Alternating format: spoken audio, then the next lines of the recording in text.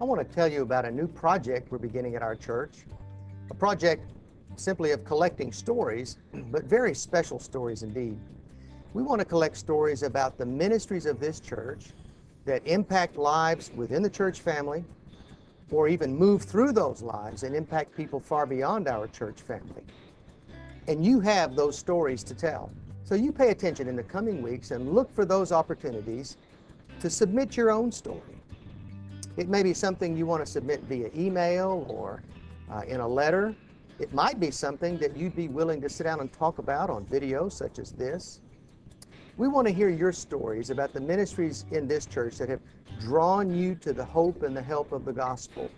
Or maybe some of the ministries that have prompted you, provoked you to actually go out and be in ministry in another setting, to offer to others that very hope and help of the gospel.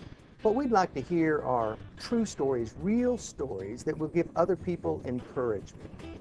Stories that will help other people believe that if they walk through the doors of this church, regardless what burdens they may be carrying, that for one thing, they'll know they're not alone, that somebody else sitting in this sanctuary or in a Sunday school class, somebody else is carrying a heavy load too, maybe very similar to what that person might be carrying. We want people to know they're not alone. We want people to believe that there's something here that can be significant in their lives, can be healing, can be invigorating to them. We want them to know that as they come through those doors, that we'll be making a place at the table for them. Specifically, we talk about the table of the Lord, where we gather for the Lord's Supper, for Holy Communion. A place where we're all on the same level as we kneel there at the rail, and where we meet God's grace in the simple but holy meal of bread and cup.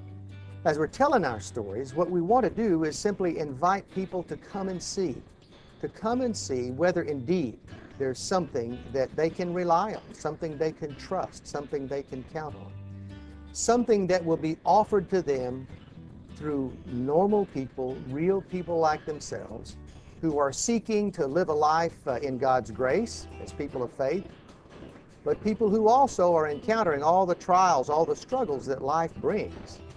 You may start thinking about it in these terms. What are the ministries in this church that have affected you, or that have invigorated you, that have helped you to connect with the unconditional love of God, the amazing grace of Jesus Christ, and the life-changing power of the Holy Spirit? It doesn't have to be a dramatic story. It just needs to be an authentic story. Something that people can believe is real, and something that is accessible to them. So, what are we going to do with these stories? We will have them available in the newsletter. We will make them available whether in print form or maybe in video form on our church website. We may use them sometimes as a sermon illustration, with your permission, of course. And you may submit them anonymously if you prefer to. We may use them as a video presentation in worship. We may post them on our church's Facebook site. In all of these ways, to put them out there so others might find that there really is something here worth looking into. There really is something here that can impact their life for the good, so that their life will go out and impact others for the good. Recently, we've been doing a vision project in our church, and we've captured part of our vision for the church by saying this. We hope our church is a beacon of hope for people in this community. And when they come here, they'll see that we're seeking to build a community of faith where, as I said, there's a place at the table for everyone. So we invite you to be watching and be listening, but be thinking, be pondering, be praying about what part of your story may really give encouragement and help to someone out there who's needing it right about now.